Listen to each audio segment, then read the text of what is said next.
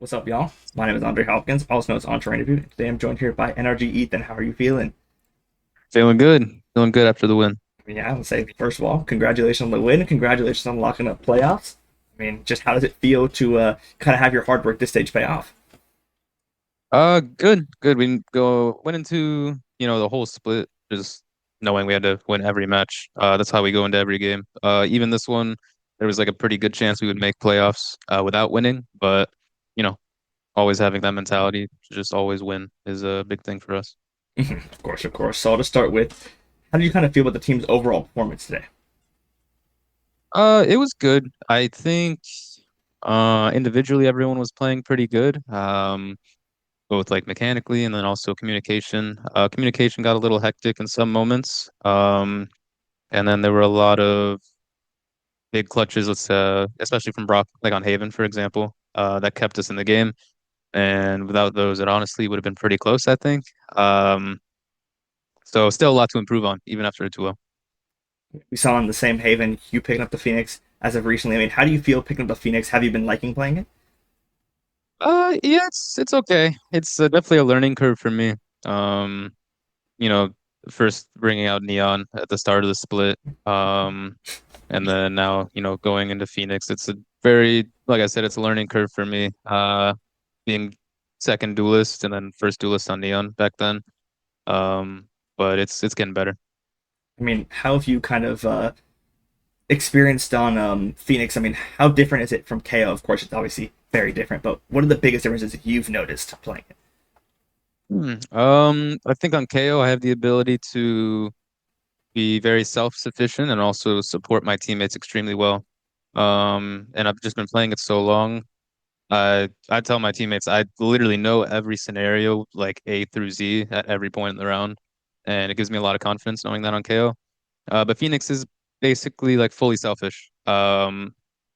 And that's a new play style for me, kind of being purely selfish on both sides of the map, and it's something I just got to get used to. So would you say it's kind of just like a difference in mastery? Like you feel like you've kind of mastered the KO, but you're still learning the Phoenix. Exactly. Okay. And then fan question here, first of like four.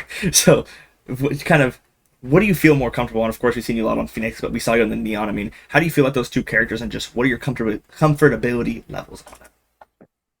Uh, I really liked Neon. And if it was a perfect world, um, and if all of our roles on every map, aligned, I would much rather play Neon. But I think agents like that where movement is a big thing is always preferred for me, just because it's a part of my game that I like using. Um, but Phoenix has a lot of, you know, pluses as well, pros as well. So yeah, it's a little mixed, I'd say. There's definitely not like one option. And second one here, did the game plan kind of change at all when Envy started kind of getting closer and leveling up the score on Haven? No, no, we stuck to the same game plan. I mean, before we went over a lot of stuff and we were super confident in going into Haven, even though that's probably one of their better maps. Um, and 7-5 half on a going into attack, we were up 7-5, lost pistol, um, might even lost bonus, I think, as well. And at some point, I think I got to like 9-9 or 8-9 or something like that. Um, and we got ults up, I think, around then and just closed out some really important rounds, some really good adjustments, and some huge clutches from Brock.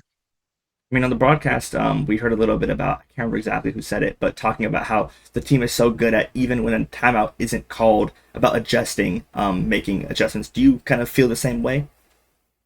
Yeah, that's definitely one of our strong suits. I think if I don't see something right away, like on the other side of the map, or some small detail, one of my four guys will, and they'll point it out, and they'll give their own adjustment, or even just that information given to me lets me make my own adjustment for the call.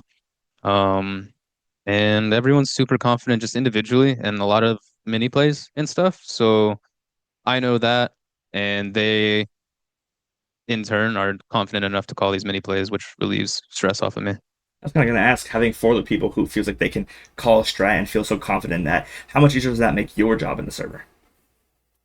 Oh, it's way easier. I mean, as an IGL, when you kind of give your guys enough confidence to be able to call their own stuff, I mean, that's like a huge weight off your shoulders, especially for an IGL like me, where my whole career I've been like second IGL, and I mid round a lot, and that is by far my biggest strong suit is coordinating rounds and adjusting rounds based off what someone else calls.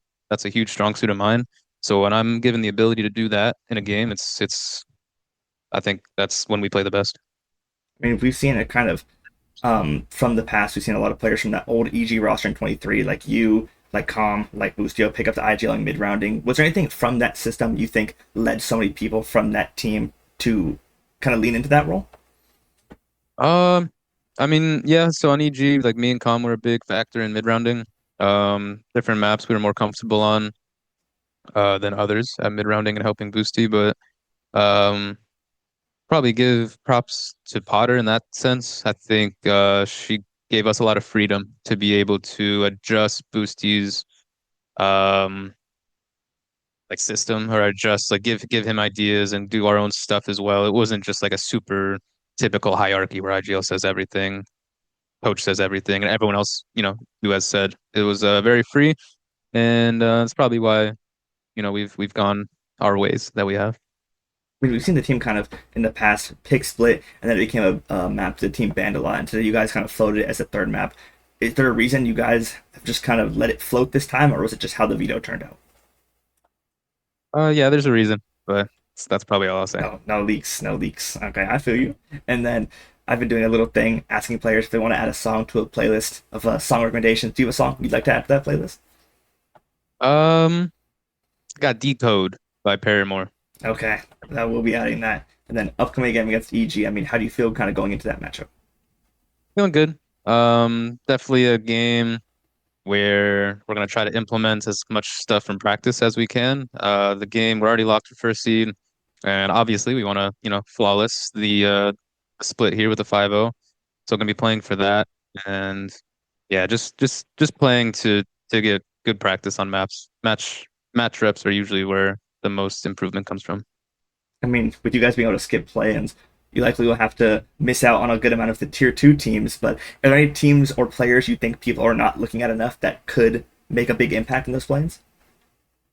Not gonna lie, I don't know who's playing in the play-ins. I haven't really been paying attention to that at all. I've didn't really plan on playing in play-ins, so we'll see. Maybe if those teams make it as far as playoffs, I'll take a look at them. But until then, it's been focusing on the split ahead. I respect that answer. I respect that heavy. I mean, a big name. I've been hearing a lot of Nismo, of course. Nismo's Yeah, of course. been fragging out. He's insane per usual. And Hmm. then, kind of just to wrap up here, do you have any words for the NRG fans? Yeah, appreciate you guys supporting, and glad we could, make something of the split. I think started off a little sketchy, but we did play a lot of good teams, so I'm glad we got through those, and we're cleaning it up as we go. Well, Ethan, thank you very much for your time. Good luck to you guys in your upcoming game against EG and in playoffs, and have a great rest of your night. Cool, appreciate it. Thank you.